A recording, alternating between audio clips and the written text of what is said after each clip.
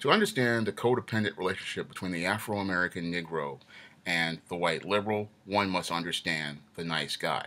Now, I have been doing research on nice guys for over 10 years, and one of the books that I read when I was doing research on nice guys was Dr. Robert Glover's No More Mr. Nice Guy. And this book gave me some insight into nice guys and their dysfunctional life paradigm and the codependent relationships that they form with people.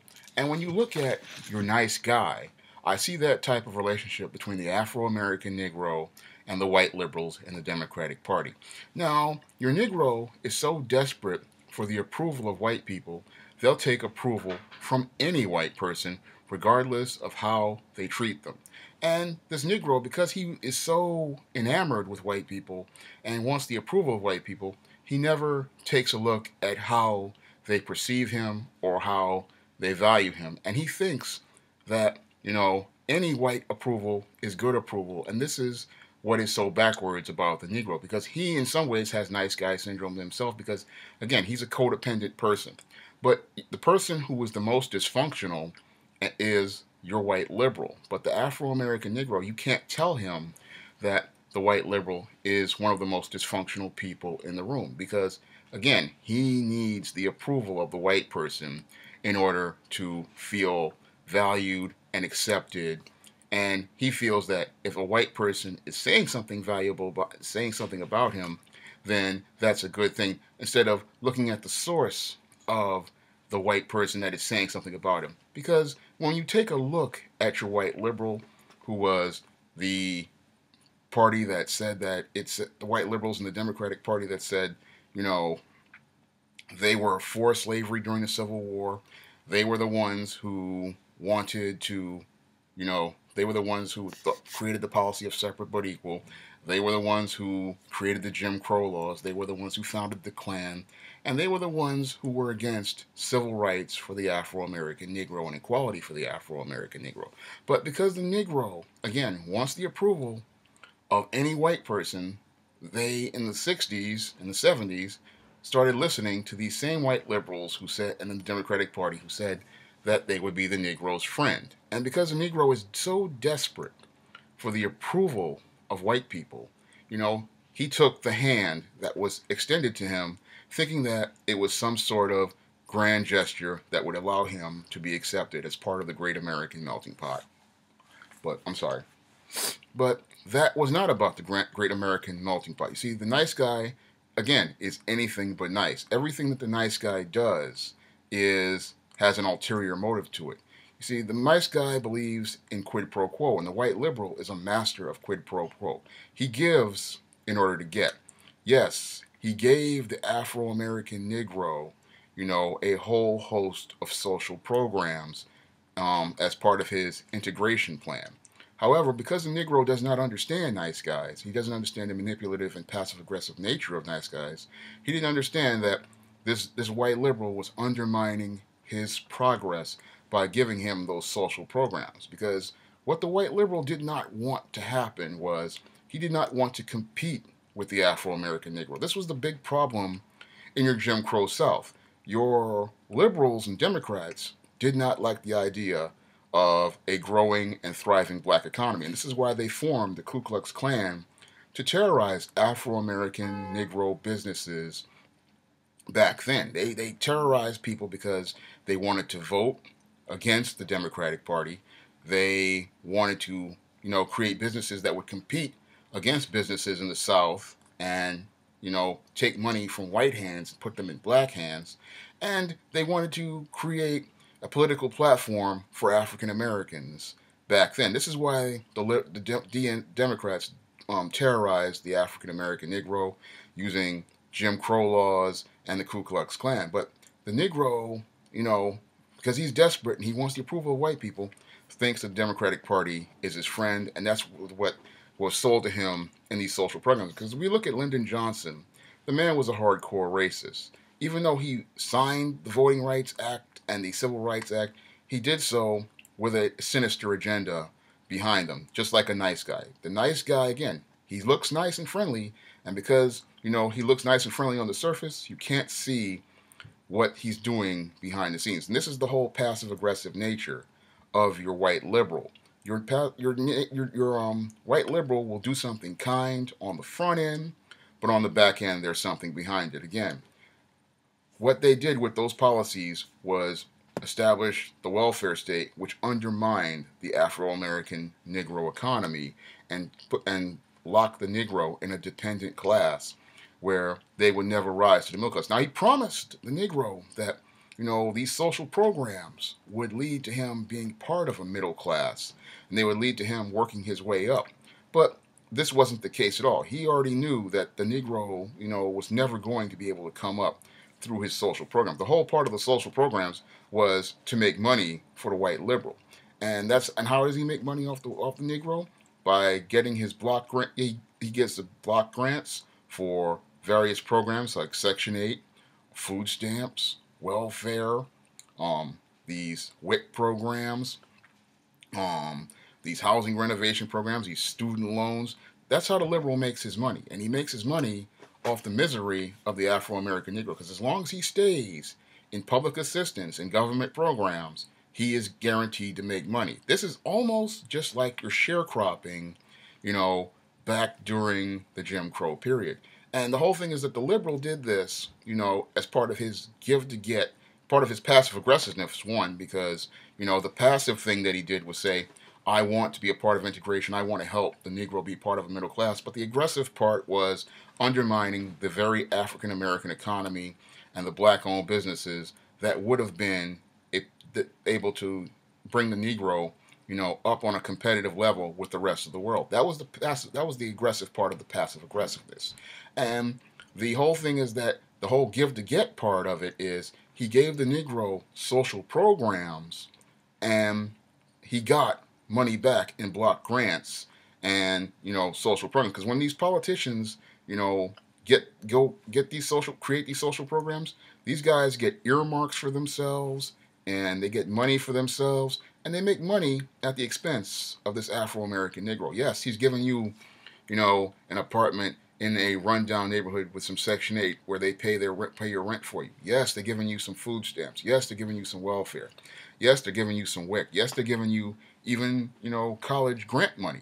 But that's pennies compared to the millions of dollars that are made at the expense of this Afro-American Negro. If the Negro went out and worked for himself, built up his own, he would have just as much and would be on a more level playing field than he would if he sat there and took these crumbs from the table. But the Negro, you can't tell him this because, again, the Negro believes that anybody white, who approves of him and accepts him is his friend. And this is the big problem with your Afro-American Negro.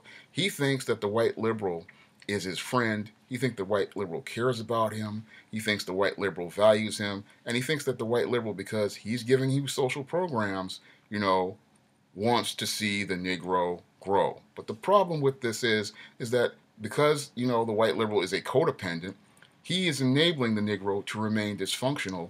And he keeps the Negro dysfunctional because it makes him money and it also saves his ego. Because another part of the nice guy is an extremely arrogant person. He's very condescending. He talks like he really cares about you because he puts on a front like that. But behind the scenes, this guy expresses nothing but contempt for the people who he says he cares about. Because if you look at relationships that women have with nice guys, they'll say, oh, he was so friendly and so kind, but then behind closed doors, when this guy can't get his way, he's calling this woman a B, he's calling her an H, he's calling her a C word, and this guy pretty much, shows that he's a bigger monster than the jerks he calls out and says, oh, that guy's a jerk, I'll treat you better, because that's the whole nature of this nice guy. He's one of the most dishonest people in the room. But the whole thing with these Democrats is that they pretend to be nice to the Negro to get his votes and to get their support. But in actuality, these are the people who have no concern for the Negro at all. Because the problem with the Negro is because he's so busy looking for the approval of white people, he's not looking at the actions that this white liberal participates in regarding his policies and his programs. Because every time the Negro tries to come up and get out of his social programs, here comes the white liberal with another string. Because it's another part of the nice guy. When you get involved with this nice guy, he's always got a covert contract. And that was another part of your social programs, is that they are basically a covert contract in disguise. Yes, you're getting all those government goodies, but they come at a price. And the price is that when you deal with this nice guy Democratic Party and these white liberals, is that they're going to try to keep holding on to you until you die. And they'll keep coming at you with string after string after string. And this is why their social programs are filled with so many strings and stipulations, because they want to keep this Afro American Negro at the bottom under their control, just like they did the slaves. And after the Emancipation Proclamation, they want to end Reconstruction. They want to keep the Negro at the bottom. This is the whole nature of your Democratic Party. But to the surface, everybody thinks the Democratic Party is the Negro's friend. The Democratic Party looks out for the Negro. And yes, they will let a few buffer Negroes come up, and they'll use these buffer Negroes, to go out and defend the Democratic Party whenever somebody calls the Democratic Party on their out and out racism, their out and out hypocrisy, and their out and out lies. Because, again, we look at the Democratic Party and we look at the policies they created. Your so-called affirmative action helped more white women than it did black men. The whole point of affirmative action was, again, to help black men come up. But when we look at affirmative action, it helped more white women than it did any person of color all throughout, American history. And when we look at, how the welfare state pretty much destroyed the African American community, it's mind-boggling how people can still vote for this party, straight down the ticket every year. And I look at it and go, how can you keep voting for this party when all they did was create a welfare state which made you part of a permanent dependent class where nobody ever comes out, as part of the middle class. Now, they promised you being part of the middle class, but you never get there, because every time you try to, get off their programs, they come to you with some sort of passive-aggressive string or some sort of stipulation that undermines your very growth. And the whole thing is that they don't want the Afro-American Negro to grow. They don't want the Afro-American Negro to change. They want to keep the Negro, again, at the bottom so that they can continue to keep making money off of this Negro, again, through their block grants, through their social programs, and all the goodies that they have made money from. And then they bring in your co-conspirators, as I call them, as part of the unholy trinity, your pro-black, red, black, and green Negroes, who, again, want to be part of that buffer elite class of Negroes who can say that they control and dictate the terms for black culture.